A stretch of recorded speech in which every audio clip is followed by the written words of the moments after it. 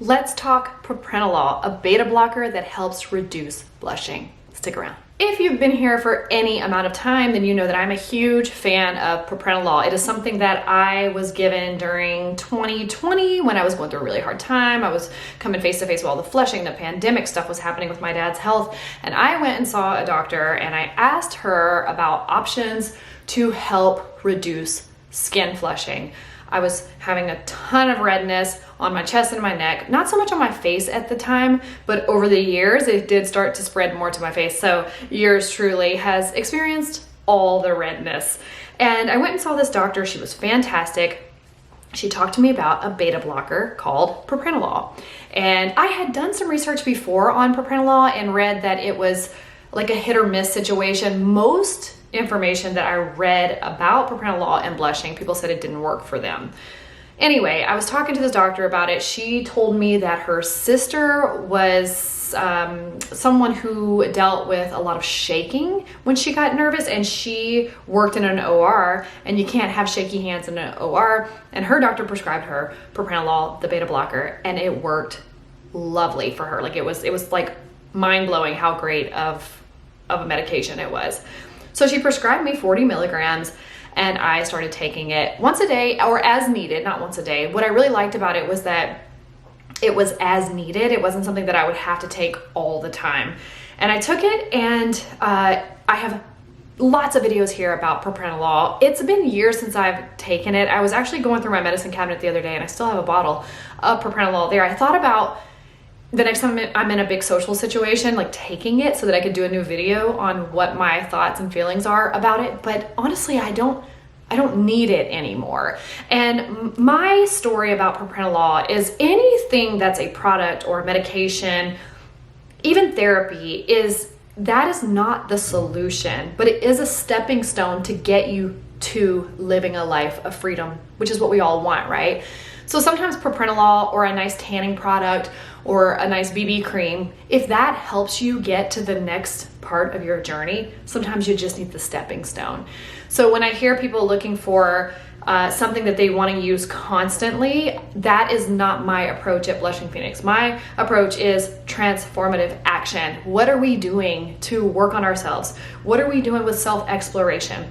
What are we willing to do and try and grow out of with our fixed thoughts? Like, we have to tap into neuroplasticity, which is where you literally can rewire your brain, because the neurons in your brain that are firing together are wiring together, and you've got these loops that are circulating that are constantly telling you these specific stories. And if you want to change that story, you have to change the story. And it's not going to feel good. It's going to feel incredibly uncomfortable. But the more you have this new story circulating, those are new neurons. They're going to start firing together, and it's going to wire together, and you will have a new story. That's why I can sit here and talk to you in 2024, totally different than in 2019 when I started the channel, because I've changed my mind about blushing. I have used it as something that helps empower people.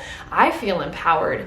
I went to lunch the other day with coworkers, and I could feel at lunch that I was getting flushed. And even though my body felt that, it didn't stop anything. A big thing for me is that as my body's going through that fight or flight reaction, it's triggered, however it gets triggered in the environment, and I follow suit. When you become aware that your body is doing that and you don't want to live in that state of mind anymore, you start to change things, whether that is what you're telling yourself. Your body is huge when it comes to being triggered. So when we get really stressed, we start to breathe like really shallow breaths. If I feel that the fight or flight reaction is happening in my body in a really safe environment, I start to breathe from my diaphragm.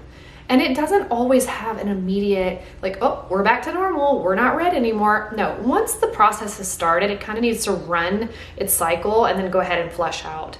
So it's like the prevention and running away and being scared that really reinforces that something's wrong with you because you're turning red, and you should turn redder because your body is telling you you're not safe and you're not listening to your body, and now your body's telling you you're in even more danger. And so there is just this facial flushing and body flushing that's happening, and you're so uncomfortable and your body language changes, and then the person ask you the dreaded question, are you okay? Which makes you even redder. I invite you to get to know the redness.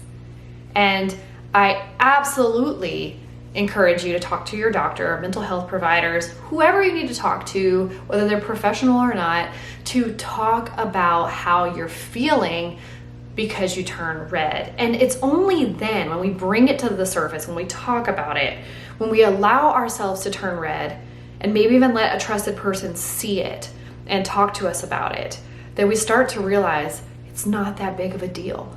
And the outside world rarely thinks it's that big of a deal. It's what do you think about it?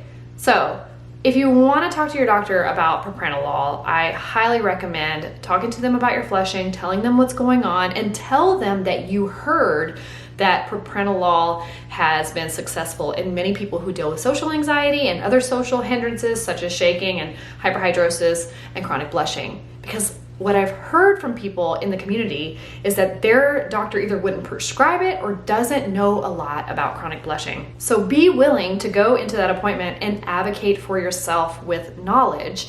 And like for me, they gave me 40 milligrams.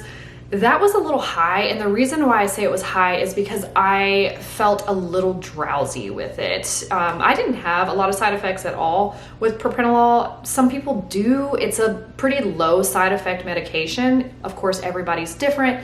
I'm not a doctor. You have to talk to your doctor about it. Very minimal side effects for me, except feeling a little drowsy and almost like a little like out of it sometimes, but I was still very aware and I didn't feel drugged. But 40 milligrams was a little high. I would cut mine in half, so it was 20, and I barely knew that I had that in my body. And the best thing that happened for me is that the majority of the time I would not flush in the social situation.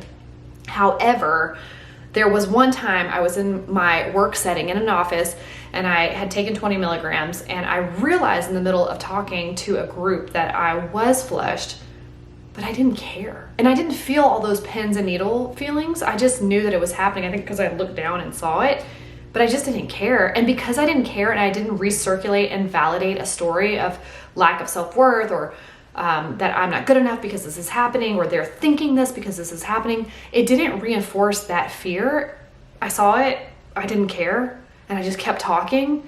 And then the next thing I know, I looked down and it was gone. It went away so fast because I wasn't keeping this story alive that I was in danger and that something was wrong with me. Propranolol is a great alternative to get you to the next place. And that next place, as you're taking propranolol or exploring other medications and therapies, which I highly recommend, is self-worth. What am I believing about myself because I turn red? And why do I think that's true? And a lot of times what we'll realize, or what I realized, is that there are stories that I told myself when I was younger to keep me alive based on a point of reference from back then. And then all these years later, I realized, thank you for serving me well, but I don't need that story anymore. I don't believe that story anymore. That's not what this version of me needs. And I release you.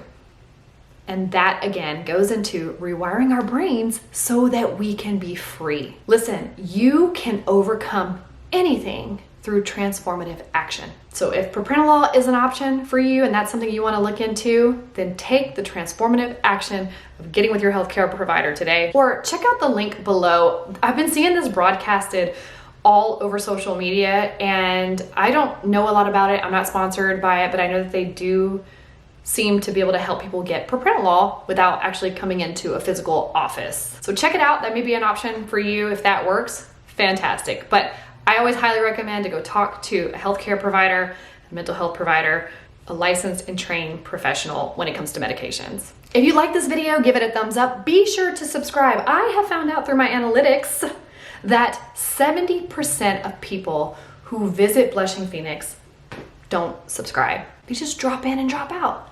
It would really help the channel and support my efforts and energy that I put into Blushing Phoenix if you would hit that subscribe button and like this video, leave a comment. Other people come here, find these videos, and they read your comments and realize that they're not just hearing from me, they're hearing from you. This is our community. I appreciate you being here. And until next time, see you in my next video.